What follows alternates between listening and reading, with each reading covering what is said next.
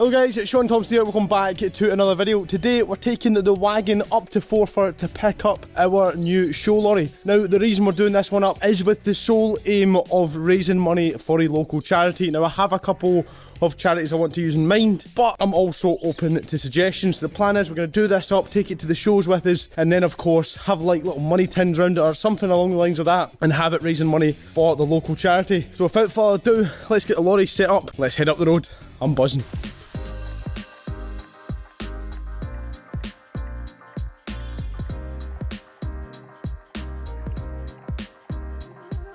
Right, so we have the van. It is in the back of the lorry now. All we need to do is drive it back down to Kilmarnock, obviously offload it, and then hopefully we can get it started and have a little look around the van. We also got everything we need. We have all of the trims, we have all of the door cards, the bumpers, everything we need to get this little van back on the road. Let's get down to Kilmarnock, get it offloaded, and go on with the rest of the video.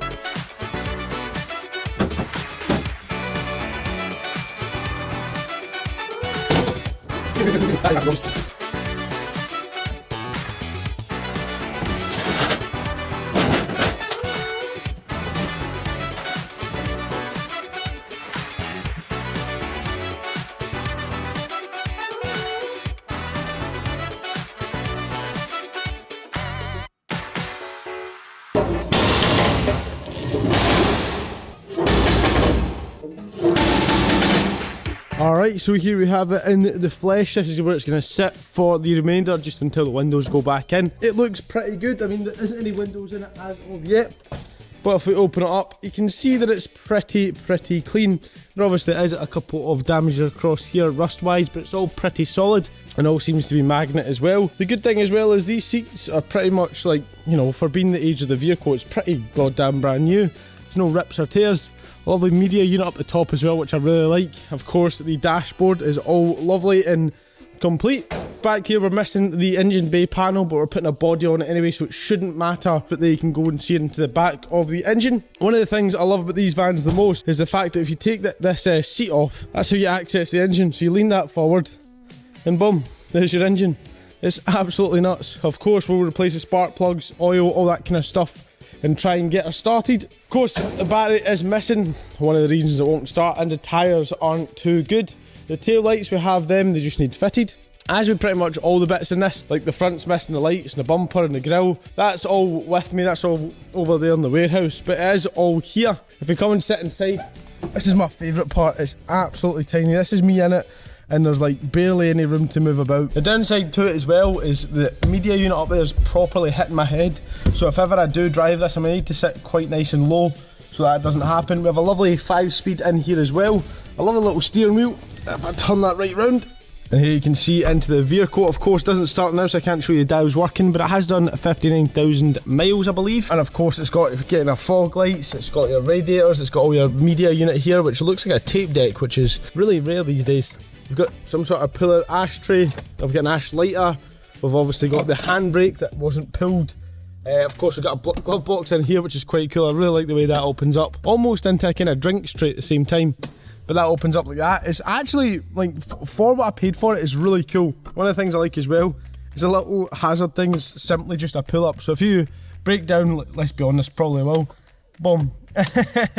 It's mental. Of course, 5-speed manual, you get a clutch, brake and all that stuff down there. To be honest, I'd say it looks pretty goddamn cool, and especially for £800, I'd say for what plans I have for it, it's a goddamn steal. Alright, so through the power of editing, it is now roughly about a month later. I was planning on getting this done a hell of a lot quicker, but I haven't. But as you can see, we have moved it to a different location. The glass isn't in just yet, but we'll get that in. We've just been wrapping it up in this mattress bag. So one of the first things I need fitted is, of course, a battery. Now this is the recommended one. Let's see how good Euro car parts are.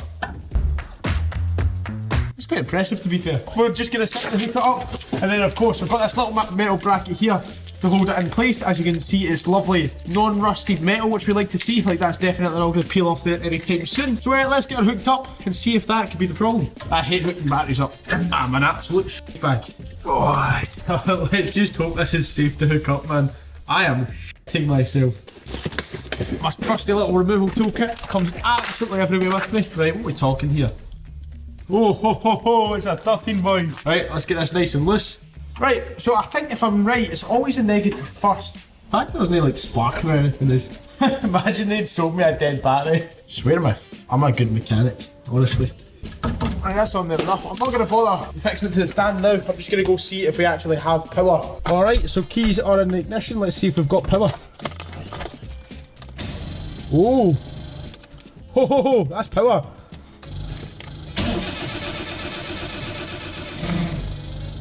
Something's clicking. Not a fan of that.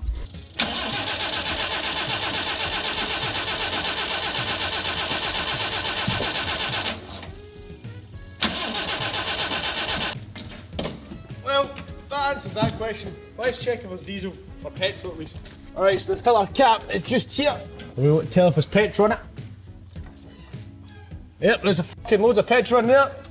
Alright, oh god, let me put that back on properly. Alright, so I did already plan for this, and we obviously do have a little packet of goodies here that we are going to put into it. Anyways, I just wanted to see if we get away with running it, but we've got some spark plugs here, also a new oil filter and air filter, as well as some new oil. So let's go ahead and get that done. Alright, so it's not a great angle, it's not the best light either, but one of the first things we're changing here is of course the filter. So we take the little lid off down here, expose what looks to be a brand new filter, by the way. That doesn't look used all that much. Like, at all, by the way. The hell man, that is pretty much brand new. But anyways, we've got a new one here, so we might as well put a new one in. Feed that in there. A hell of a lot bigger than the one we've already got. Right, so lid back on, a little ring back in as well. Feed that back on there. Get the pin out. And that is job one done. On to the next one. Alright, so next job we have here is of course the fuel filter, which is just right here. Now that is going to need some work. That is very corroded. Let's get a little fuel filter out here. You can see it's full of fuel, which is nice to see. So what we're going to do is take this off and stick the new one in, which is this one here.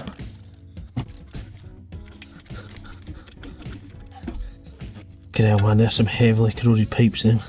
Pull this side off. Oh, here we go. Beautiful. It's also a good way to make sure there's fuel coming through, I guess.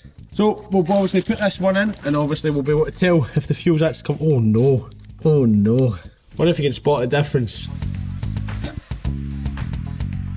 That's Euro car parts for you. That's the one that they said fits this fan. If that sits like that, yeah, we might get away with it.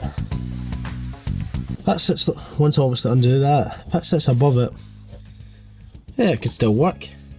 We're just an upgraded version. Right, that's that one. Quick fit in there. Here we are, and then we'll just sit it in there with a little 13mm, I think it is. Lo and behold, it's a 10.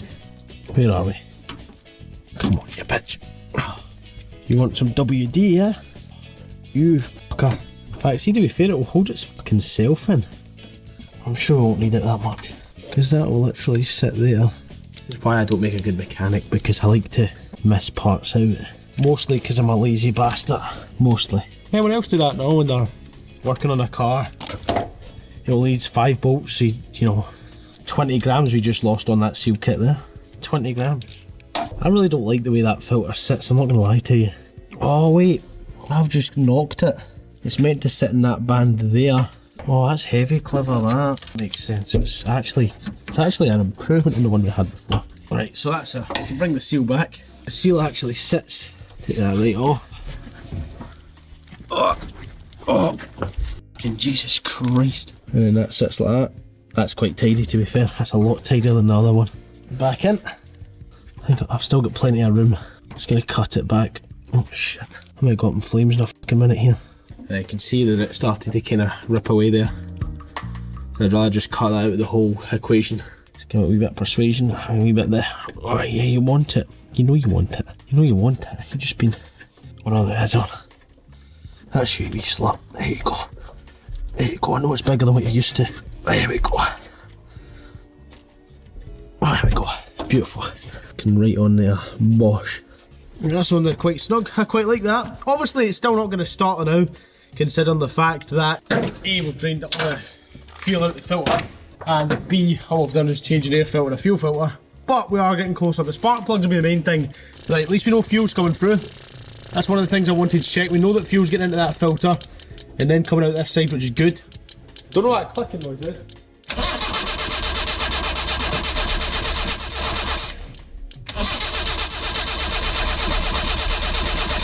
I'm happy at that. Everything's turning, everything's looking good. Fuel is coming through that filter, which is one of the main things I wanted to look for there. But anyways, it's probably going to take me a couple of weeks to get the new socket for the spark plugs because they're a bit bigger than the ones I'm used to. But we'll probably end the video here for today. But thank you very much for watching. Don't forget to rate, comment, subscribe. And as always, we'll see you guys in the next video. Make sure you're subscribed so you see part 2 of the Bedford Rascal build. Let's go.